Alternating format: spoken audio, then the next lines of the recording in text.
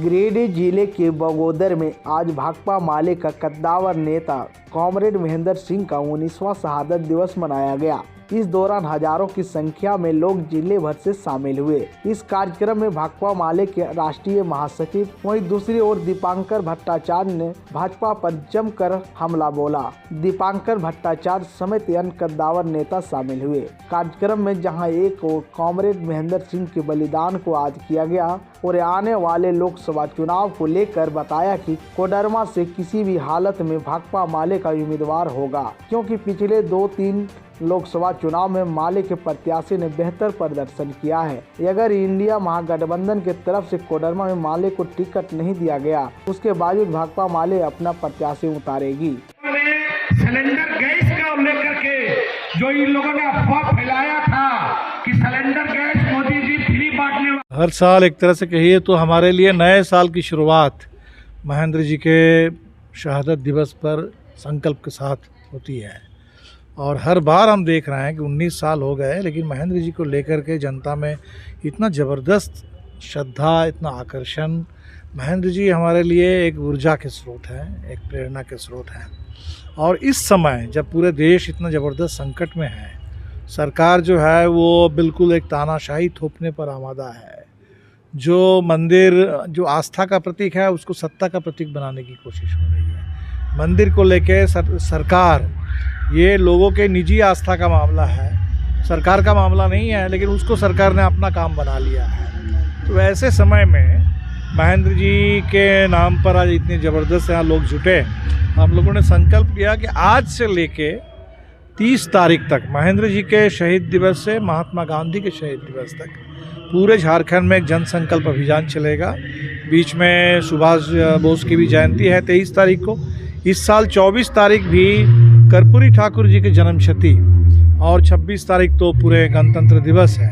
तो इस जन जन तक इस संदेश को हम लोग लेकर के जाएंगे और महेंद्र जी के रास्ते पर पूरे गिरिडीह कोडरमा के इलाके में खास तौर पर एक ज़बरदस्त जनगोलबंदी हम लोग करेंगे।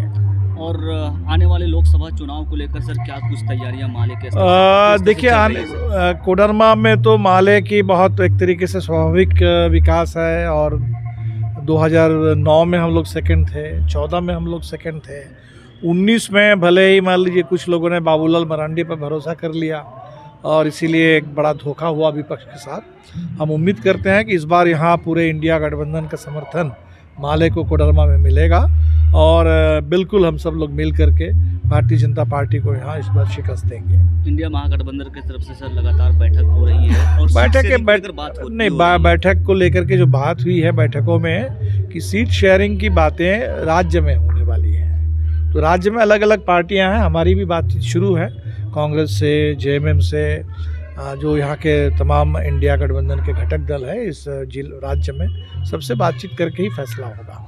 इस बात को लेकर सर आप पूरी तरह कॉन्फिडेंट हैं कि आपको सीट कोडरमा का कम से कम तो मिलना ही मिलना चाहिए माले को? हमें तो लगता है कि मेरे कॉन्फिडेंस का अलग से कोई सवाल नहीं है। ये तो बहुत नेचुरल बात है, यहाँ पूरे नेचुरल बात है कि जिस समय 2009 में भी माले सेकंड, 2014 में भी माले सेकंड, तो नेचुरल है क्या अब जिस जेवीएम पर भरोसा किया वो बीजेपी में शामिल हो गया।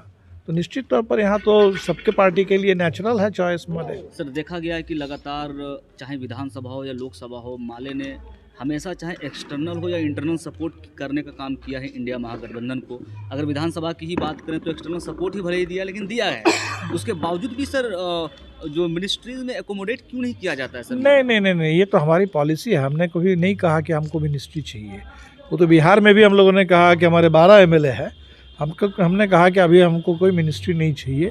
हम लोग जनता और सरकार के बीच में पुल का काम करेंगे। जनता की आवाज़, जनता की मांगें, सरकार पर दबाव बनाना इस सवाल पर, और सरकार जनता के उम्मीदों के हिसाब से चले, इसमें सरकार की मदद करना, ये हम करेंगे। झारखंड में देखिए तो यहाँ बिल्कुल एक गैर भाजपा सरकार है और इस सरकार को परेशान कर रही है भारतीय जनता पार्टी। वो झारखंड में, बंगाल में, हर जगह विपक्ष की सरकारों को चलने नहीं देना चाहती है और इसीलिए भाजपा के खिलाफ किसी भी सही अगर सरकार कदम उठाया हम उसमें करेंगे। लेकिन इसका मतलब ये नहीं है कि हम कोई सरकारी दल हैं। झारखंड में भी, बिहार में भी जहाँ नौजवानों की मांगें हैं, रोज़गार के सवाल है या जनता के न्याय के सवाल है, कहीं पुलिस के जुल्म हो, उस पर बिल्कुल माले हमेशा जैसे लड़ता रहा है, हम अभी भी लड़ रहे हैं। आखिरी सवाल सर, राहुल गांधी ने मणिपुर से शुरू की है अपनी भारत जोड़ो नया यात्रा, और मणिपुर में भी स्थिति देखी जा रही है कि वहाँ पे कमोवेश वहाँ पे अभी गृह युद्ध के जैसा स्थिति उत्पन्न है, और वहाँ से यात्रा की शुरुआत करना, आप इसे कैसे देखते हैं सर? नहीं, हमें लगता है कि अच्छी बात हुई है, क्योंकि मणिपुर तो इस समय प्रतीक है जहाँ डबल इंजन की सरकार है और पूरी तरह से फेल कहना तो कम कहना होगा।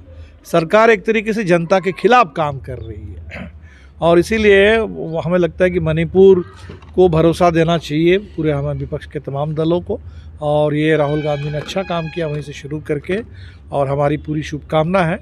हमें भी आमंत्रण मिला है खड़गे जी की ओर से, राहुल जी की ओर से, हम लोग भी कहीं रास्ते में शामिल होंगे, प्लान कर रहे हैं, और हमें लगता है कि यात्रा के माध्यम से, भारत जोड़ो यात्रा पहले और अभी भारत जोड़ो नया यात्रा, दोनों के माध्यम से जनता के मुद्दे अगर पूरे सबके सामने आते हैं तो पूरे देश के लिए एक अच्छी बात होगी।